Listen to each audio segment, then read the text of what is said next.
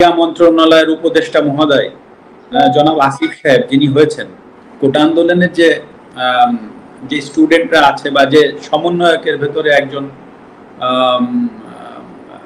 ক্রীড়া মন্ত্রণালয়ের উপদেষ্টা মহোদয় জনাব আসিফ সাহেব যিনি হয়েছেন আপনি দেখবেন উনি কিন্তু খেলাধুলা নিয়ে এখন থেকে উনি কাজ করবেন, বাংলাদেশের সার্বিক খেলাধুলার বিষয়গুলো নিয়ে কাজ করবেন। এখন যদি আল্লাহ না করুক কালকে একটা প্রবলেম হয়, আল্লাহ না করুক যদি কোনো একটা খেলাধুলায় কোনো জায়গায় প্রবলেম হয়, উনি কিন্তু প্রধান উপদেষ্টা মহোদয় ডক্টর ইউনূস স্যারের কাছে যাবেন বা সিনিয়র উপদেষ্টা মহোদয় যারা আছেন উনাদের সাথে আলোচনা করে এসেই কিন্তু উনাকে স্টেটমেন্ট দিতে হবে। ইটস ভেরি সিম্পল, কারণ উনি একটা দায়িত্বশীল জায়গায় আছেন।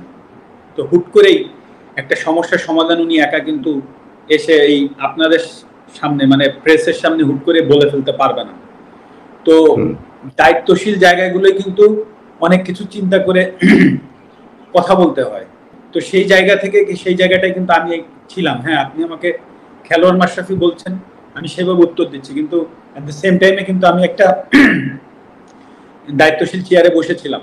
তো হুট করেই আমি কিন্তু ফ্রন্টে এসে একটা কথা বলে দিলাম, আর তাই নিয়ে একটা বিশাল আরো বড় কিছু হয়ে গেল। সেটার ট্যাকেল দেওয়ার ক্ষমতা আদৌ আমার আছে কিনা, বা বর্তমানে যারা কাজ করবেন তাদেরও কিন্তু এই জিনিসগুলো ভেবেচিন্তে কাজ করতে হবে। তো এটা কিন্তু ভেরি সিম্পল ব্যাপার। তো আমি যেটা বলতে চাচ্ছি যে হ্যাঁ, আমি ব্যর্থ হয়েছি, কিন্তু আসলে আমারও তো সীমাবদ্ধতা আছে বা ছিল, এটাও কিন্তু সত্য কথা। কিন্তু সেটাকে যে আমি এক্সকিউজ হিসেবে দাঁড় করাচ্ছি সেটা না, কারণ মানুষের দাবি ছিল, প্রথমত আমি একজন খেলোয়াড়, তারপরে আমি সংসদ সদস্য। আমি খেলোয়াড় থেকে আমার পরিচয় মাশরাফি না হলে আমি অবশ্যই ওই সংসদ সদস্যে আমার যে ডাক নাম ছিল, আমার নড়াইলের মানুষ চিন্ত কৌশিক নামে, সেই নামে আমি নিশ্চয়ই সংসদ সদস্য হইতে পারতাম না।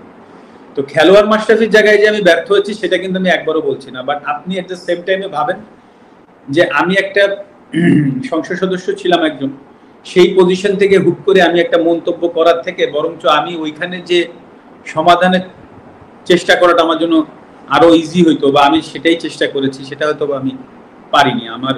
সেটাই আমার ব্যর্থতা।